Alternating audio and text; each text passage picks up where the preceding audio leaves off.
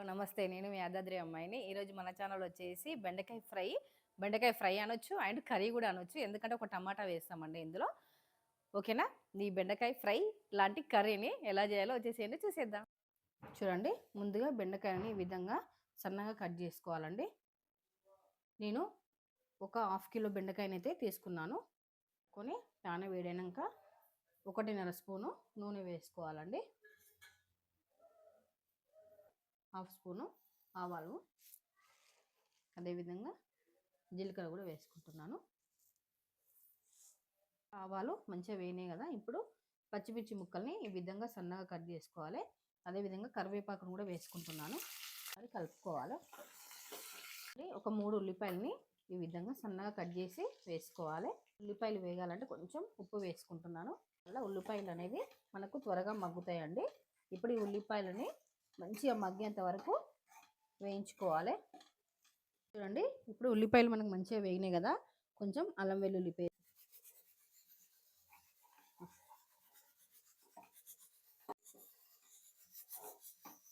Paste మంచి నూనెలో మగ్గింది కదా, ఇప్పుడు కొంచెం పసుపు పోయేంత వరకు ఒక 2 సెకండ్స్ ఇట్లా మగ్గించుకోవాలి.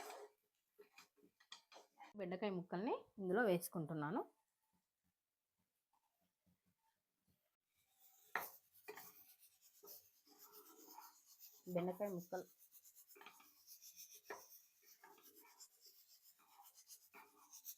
బెండకాయలు మంచిగా మగ్గేంత వరకు ఇట్లా మగ్గించుకోవాలండి. ఈ అల్లం వెల్లుల్లి పేస్ట్, పసుపు, ఈ మసాలా అంతా బెండకాయకి మంచిగా పట్టే వరకు మగ్గించుకోవాలి. మూత పెట్టకూడదు.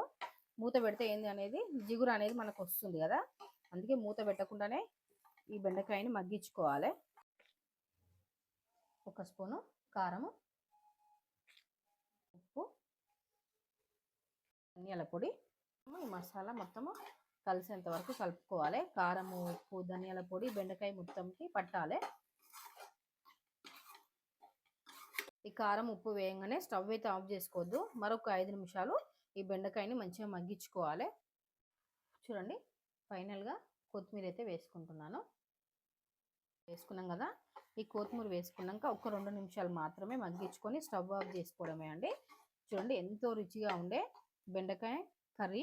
ఈ కర్రీని పప్పుచారులో కాంబినేషన్కి సైడ్ డిష్గా బాగుంటుందండి. నా ఈ వీడియో కనుక నచ్చినట్టయితే ప్లీజ్ లైక్, షేర్, సబ్స్క్రైబ్ చేసుకోండి.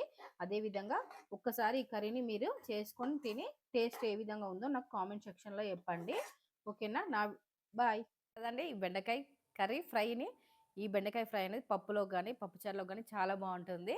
ఓకేనా? ఈ విధంగా చేసుకొని చిన్నపిల్లలు కూడా పెట్టండి. ఓకేనా? మరి నా వీడియో కనుక నచ్చినట్టయితే ప్లీజ్ లైక్, షేర్, సబ్స్క్రైబ్ చేసుకోండి. బాయ్.